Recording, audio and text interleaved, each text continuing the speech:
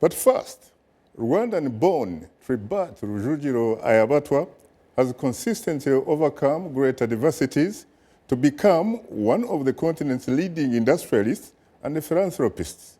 His personal wealth is estimated in millions of US dollars. His companies produce products such as cigarettes, tea, plastic shoes, beer, snack foods, and cement.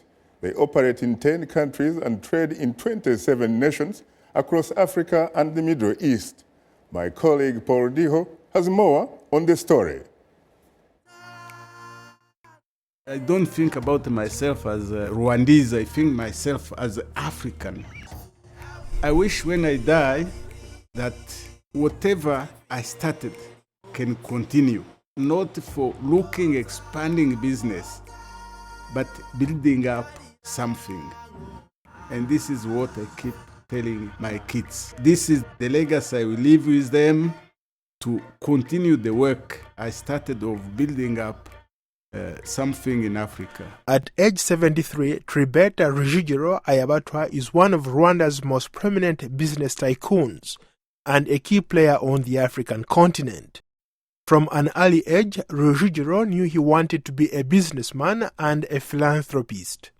And his sons are learning their business skills from their father. My dad, for example, like in business, on the business side, is, I would say, difficult, very demanding, but also fair.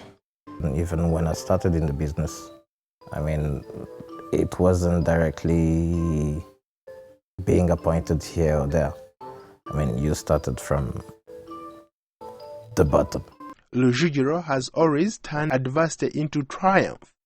After the death of his mother, he obtained a certificate as a clerk and a typist and went into exile as a Rwandan refugee in Burundi.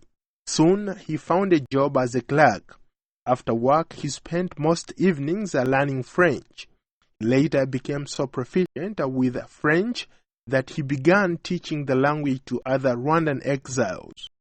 It's not really an individualistic, whether you talk about business or community development, nation building. He wants to involve more people. He is involved in cement making. Tribert is in tobacco, growing as well as cigarette making. He's in growing and processing tea in Rwanda. His contribution to Africa is very significant.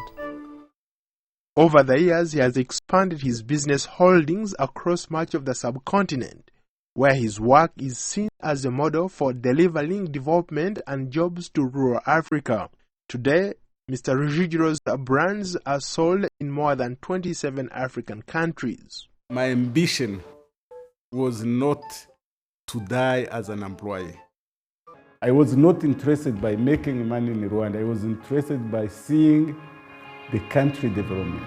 We've brought electricity to a church in rural Rwanda, and they built a school and a daycare center in Kigali.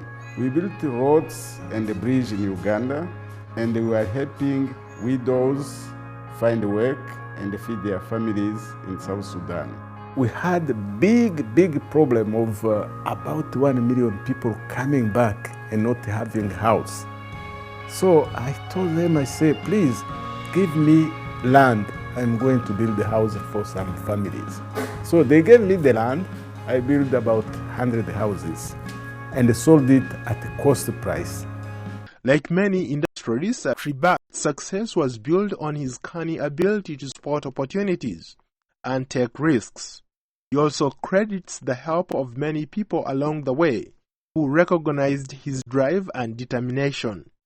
My primary goal was to build up something. I'm happy with what I've done. Because some people count success in terms of money, in terms of this. For me, is achieving what you set as a goal. Mr. Rujugiro does have his critics. The Rwandan government recently confiscated some of his property, including a shopping mall. They say the property was abandoned, a claim he disputes. The government alleges that Mr. Rujugiro, who resides in South Africa, abandoned the mall because he no longer lives in Rwanda, as a justification for seizing his property. Paul Ndiho, VOA News. Thanks, Paul, for that interesting report.